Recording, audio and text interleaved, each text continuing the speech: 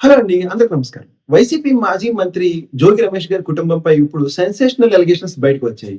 ఆయన పెద్ద కోడలు మేఘన గారు ఇచ్చిన కంప్లెయింట్ ఆధారంగా attempt to murder, domestic violence, dowry harassment కేసులు నమోదయ్యాయి.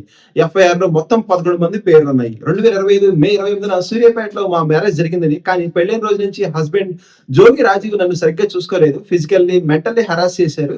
అత్తమామలు కూడా తనకి సపోర్ట్ ఇచ్చారంటూ మేఘన గారు తన కంప్లెయింట్‌లో చెప్పారు. ఇక పెళ్లి సమయంలో ఇచ్చినవి చాలవన్నట్టుగా అదనంగా 5,00,00,000 డౌరీ, ఒక ఫార్చునర్ కార్, ఆడపడుచులకు డైమండ్ నెక్లెస్ తీసుకురావాలని నిరంతరం ప్రెషర్ చేసేవాళ్ళని, తన ప్రాపర్టీస్ అని కూడా రాజీవ్ పేరు మీద ట్రాన్స్‌ఫర్ చేయాలని ఫోర్స్ చేశారని ఆవిడ ఆరోపించారు. అయితే కంప్లెయింట్‌లో ఉన్న అత్యంత సీరియస్ అలిగేషన్ ఏంటంటే, ఒకరోజు ఇంటి టెర్రస్ మీద తీసుకువెళ్లి మామ జోగి రమేష్ గారు, ఆయన సోదరుడు రాము స్వామి అనే వ్యక్తితో కలిసి తనని పైనుంచి తోసేయడానికి ట్రై చేశారని మేఘన గారు తెలిపారు. ఇంకోసారి తన మెడకు చున్నీ బిగించి ముఖంపై పిల్లో పెట్టి సఫకేట్ చేసి చంపాలని ప్రయత్నించారని, ఈ విషయం తన పేరెంట్స్ కు చెప్తే వాళ్లకు తన డెడ్ బాడీ మాత్రమే కనిపించేలా చేస్తామని థ్రెటన్ చేశారని అంటూ సంచలన ఆరోపణ చేశారు. పెళ్లికి దాదాపు 5,00,00,000తో మేనేజ్ చేశారు. 1.5 కిలోస్ గోల్డ్, 10 కిలోస్ సిల్వర్, ఆడపడుచులకు 9 లక్షల డౌరీతో పాటు గిఫ్ట్స్ ఇచ్చారు. అయినా ఇవేం సరిపోలేదు అంటూ వేధింపులు కొనసాగించారంటూ చెప్పారు.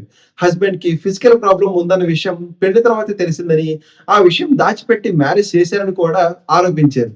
తనను చాలా రోజుల పాటు రూమ్ లో లాక్ చేసి ఉంచారని, 2 రోజుల పాటు ఫుడ్ కూడా ఇవ్వలేదని, తను ఉదయం అగరబత్తి వెలిగిస్తే శవం దగ్గర ఉన్నట్టు స్మెల్ వస్తుందని ఇన్సల్ట్ చేసేవాళ్ళని, తర్వాత క్రిస్టియానిటీలోకి కన్వర్ట్ అయ్యారని తెలిసిందని కంప్లైంట్ లో పేర్కొన్నారు. గోవా ట్రిప్ లో కూడా మేఘన గారిపై అటాక్ జరిగిందని ఆవిడ చెప్పారు.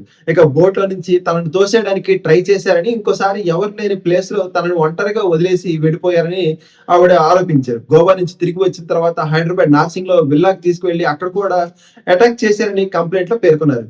తన హస్బెండ్ తో పాటు మామ జోగి రమేష్ గారు మరికొందరు ఫ్యామిలీ మెంబర్స్ కలిసి కొట్టారని, కాళ్ళతో తన్నారని, పిల్లోతో ముఖం మూసి చంపాలని ప్రయత్నించారని ఆవిడ ఆరోపించారు. అంతేకాదు 2026 ఏప్రిల్ 13న అర్ధరాత్రి తన హస్బెండ్, అత్త, మామ, ఆడపడుచు, మరిది అందరూ కలిసి ఒకేసారి తనపై దాడి చేశారు.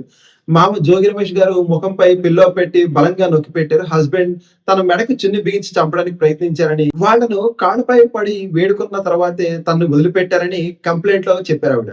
ఏడాది నుంచి తన ఇంట్లో పై అంతస్తు రూమ్ లో లాక్ చేసి ఉంచేవారని, ఎవరిని కలవనిచ్చేవారు కాదని, ఏదైనా అడిగితే అందరూ కలిసి అసాల్ట్ చేసేవారని, హస్బెండ్ ఎప్పుడు కోపంగా ఉంటూ కొట్టేవారని, చివరికి అందరూ కలిసి తనని చంపడానికి ప్రయత్నించారని మేఘన గారు తన కంప్లైంట్ లో చెప్పారు. ఈ కంప్లైంట్ ఆధారంగా ఎన్టీఆర్ జిల్లా ఇబ్రహీంపట్నం పోలీస్ స్టేషన్ లో జోగి రమేష్ గారు మరి ఆయన కుటుంబ సభ్యులపై కేసు నమోదు చేశారు.